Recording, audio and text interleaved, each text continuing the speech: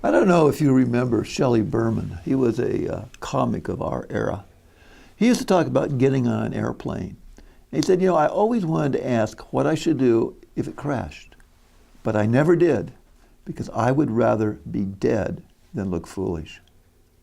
Don't do that when you visit the doctor. There may be things that you will be reticent about talking about. For example, you may take a plethora of pills over the counter, and you feel badly about that. You've got to tell them all the pills. There's a retirement village in Arizona called Sun City. Among the residents, it's known as Sin City. A lot of people, seniors, get sexually transmitted diseases.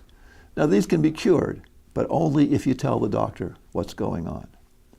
Another problem is that we get aches and pains and we think there's nothing the doctor can do about that, it's just about getting old. Let the doctor decide that, particularly if you're losing weight. That's a real sign that something might be seriously wrong and you don't say, well, it's just because I'm getting old that I'm losing weight. One piece of advice is to repeat the advice your doctor gives you. Repeat the advice your doctor gives you. 3 things. 1, it assures you that you understand what the doctor said. A lot of professionals, lawyers, doctors, accountants, whoever, talk in a certain jargon. And unless you try to repeat it in your own words, you won't know if you got it right. And if you get it wrong, that can have very bad consequences. Repeating the advice also has the advantage of you will tend to remember it better. The 3rd advantage may be, less obvious, but by repeating the advice, you will understand or come to realize that you don't understand all of it. Doctors, like any expert, know a lot of things that are self-evident to them, but may not be self-evident to the patient. For example, you have a prescription with 2 pills, 2 different kinds of pills. You say, well, should I take these 2 pills together? And the physician may have never told you about that because it's a self-evident to the physician that of course you shouldn't, and anybody should know that. So if you repeat the advice, you will fill in gaps of your own understanding. One thing also when you are visiting a doctor is you have to sometimes press to make sure you're being heard. I remember a case where a criminal defendant was appearing before a judge, and he said, Your Honor, I would like to have a new lawyer. And the judge says, well, why is that? And the defendant said, well, my lawyer doesn't pay any attention to me. And the judge asked the lawyer, said, is that right? And the lawyer says, I'm sorry, I wasn't paying any attention to him. Now, when you see the doctor naturally will kind of take over and start asking questions. A survey, which I was kind of shocked to read, showed that doctors start asking questions within the first 18 seconds of the visit with the patient. There may be things that you want to tell the doctor that will not be triggered by any question that doctor asks. So just sometimes you're going to have to steel yourself and say, I want to get what I want to get to say out before I am interrupted by my doctor. How about taking someone with you? Unless it's a simply routine matter, it's a very good idea to have someone drive you to the doctor.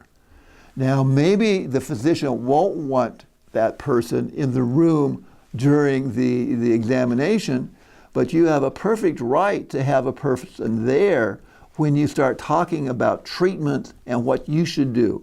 Having a third party there will help you remember what was said. That person will have a clear mind. You will have, particularly if it's a serious conversation, a lot of things on your mind, and you might be blocking information out. So it is essential to have someone with you. That person might become your advocate, may push for a referral, for example, or more paid medication. So it's a good idea to get someone to take you to anything other than maybe a routine doctor's examination. What about preparation? Just don't go to the doctor. Spend some time preparing. Everybody should have a list of all of their medications, including things that they buy over the counter.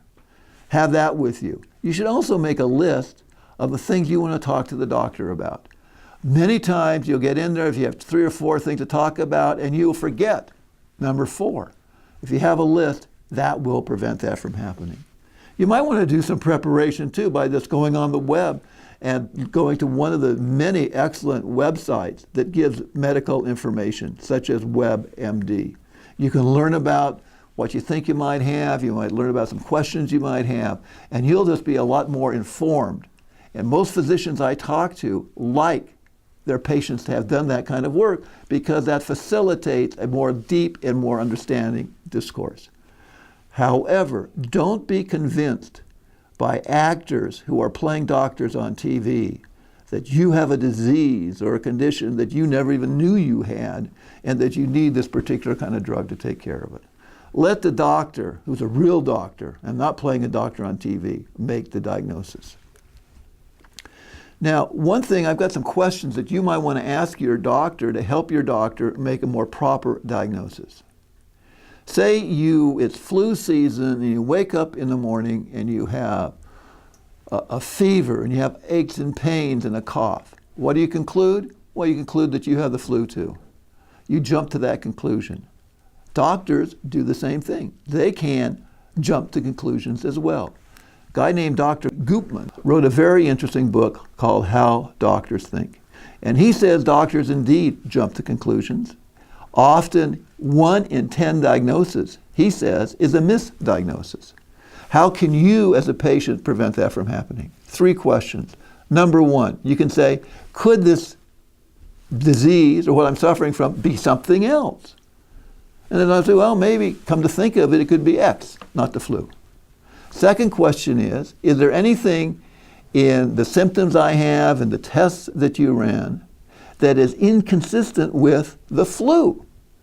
And he or she might say, well, now that you mention it, your fever's a little bit strange, doesn't quite fit.